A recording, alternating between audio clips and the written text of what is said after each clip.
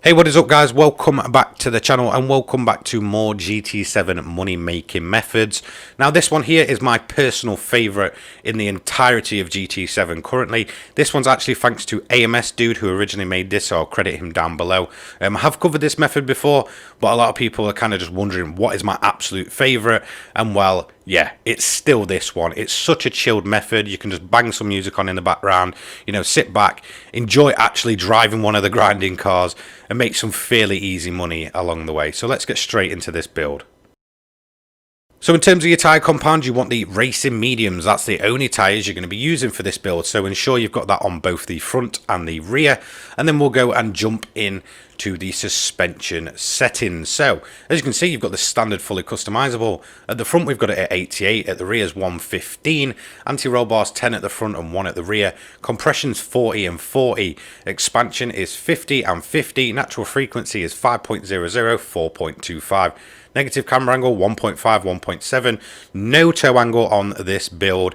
Differentials 5 for both on the initial torque. Acceleration sensitivity is 30-20. Braking 60-60. Now the torque vectoring and all that lot, just do that on the fly. It's completely up to your personal preference. We've got the fully customizable racing transmission set to 320, and then I will show you my manual gears. I'm not going to go through these, but feel free to pause and just ensure yours kind of match up. This will give you the exact same settings as myself. We are not limiting the power and we are not adding ballast. Downforce at the front is 204, at the rear is 700. We've got the high RPM turbocharger, and then as you can see, that is literally it. So feel free to pause at any moment. In terms of the event, you're going to head into Europe. It's going to be quite obvious where we're going to go then. It's not actually going to be Le Mans. As you can see, the PP on this car is sat at 800. So, yep, just dive into Europe and then go over here to the bottom. It's Sardinia Road Track, and it's the World Touring Car 800. Go ahead and enter that. Very straightforward strategy, this one. It's so easy and you don't have to mess around with so much, well, really anything. So put your fuel mix at 4, then well, realistically you don't actually have to touch it. I am actually going to be, I'll kind of explain why when we get to it. So I will take you through my opening lap and you're going to see the absolute pace advantage this car has over anything else. It's absolutely ridiculous. This, by the way, is the Suzuki Pikes Peak. No, I cannot show you it being bought. That is mainly because it's not in the Legends dealer. It will probably be coming soon. So if I see, you know, a millionth comment for, you know, I can't buy this car. Look, it's not available yet. Just wait. The Legends dealer rotates. You know, I cannot control that. Look, at the end of the day, you know, it will kind of appear and disappear. It's there for around about, you know, a good few days, 5 to 7 days before it fades away. So just keep your eye out for it. Keep checking every day. And honestly, you'll be able to get this car. It's relatively cheap. I think it's like 2.1 million, which honestly really isn't that much for a car that can literally grind everywhere, whether you're kind of at Le Mans here, at Sardinia, or even Tokyo. There is a zero-stop strategy at Tokyo using this car as well. Very, very good car overall, very versatile, and probably one of the best worthy investments you can do within GT7 because, like I said, it can be used everywhere. So as you can see, we've made absolutely easy work of the AI. We've absolutely shot around them. They do not stand a chance. The only thing to kind of say about this build is, yes, it's very much suffers from turbo lag. So you may feel like you're not getting much power and then all of a sudden it will kick in and you will shoot off. So we're already first place by the end of lap 1, already doing a 1 minute 32.9 at 6.1, which is absolutely ridiculous in terms of Sardinia. Now, this is what I actually recommend doing. As you can see, you're going to be using a 2-stop strategy. So you're going to be pitting at the end of every 5th lap. What I recommend when you get to that 5th lap, so laps 5, 10 and 15, is actually just turning the engine down to 6. This will ensure you've got enough fuel. You can leave it in fuel mix 4, but you do risk running out of fuel and having to kind of just crawl around the last corner, which will lose you overall more time than it would kind of turning the engine down. So as you're going to see, we're going to drop in for our first pit stop, just about going to empty as we dive in, and all you're going to do is put a set of another mediums on. Again, as you can see, tyre wear, although you can't really feel it, the tyres are still dropping off and there is no way they would last another 5 laps. So once the pit crew have got the tyres on, all you want to do is then fill the car to full and just rinse and repeat what we've just done. So fuel mix 4, then drop it down if you feel the need to. That's mainly because I'm overly aggressive on the gears and I'm constantly trying to get fast laps, so I don't short shift or anything. And to be honest, I wouldn't recommend short shifting in this. The absolute boost lag you get is awful. As well, when you exit the pits, just be careful to keep an eye out for the AI, because you know they are very difficult to deal with. They can absolutely come flying down there and they will wipe you out. Trust me, they do not care if you are just exiting the pits. Then we're going to rinse and repeat at the end of lap 10. We've done the exact same again. Go on to the mediums and then fill the car all the way to full. This will give you enough until the end.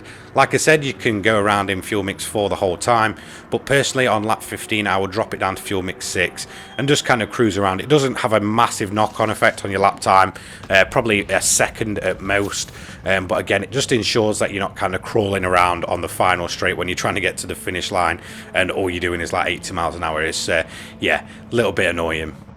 So as you can see, they're going to fill the car to full, and that is pretty much us done. No more pit stops needed. A 2-stopper, nice and easy, and then we are just going to finish the event up. So lap 15, we're coming around the final corner.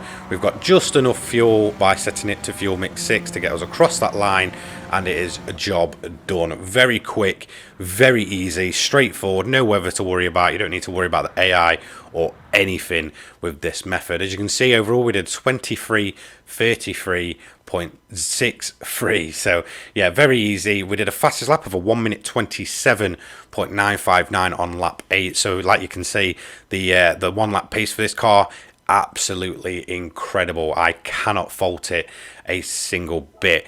Now we did this, and in that 23 minutes or so, we got 727,500 credits. Super simple.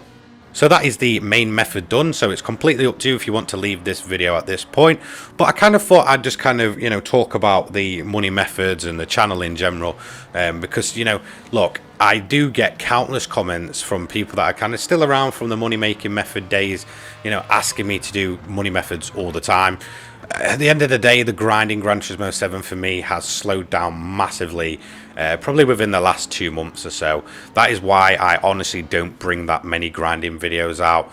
Recently, I'm in a bit of a, kind of money grinding mood.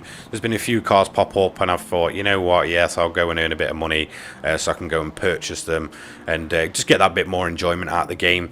But in all honesty, there's just been not much coming into the Legends dealer that's made me want to go and grind money. So I've not been going out of my way to actually look for new money methods or, try new things out. To be honest, the grind in Gran Turismo 7 is just kind of, I guess, at a weird place at the minute. Look, it's still fun to make a ton of money and buy them amazing cars, don't get me wrong. But we're very limited to events. So we have Sardinia, Tokyo, Le Mans, and the Spa 800, which is a 1-hour event, which is, to be honest, one I've not really covered, but most 800 PP builds work there. This one doesn't, because it actually has no headlights, so at night you're going to have a bad time.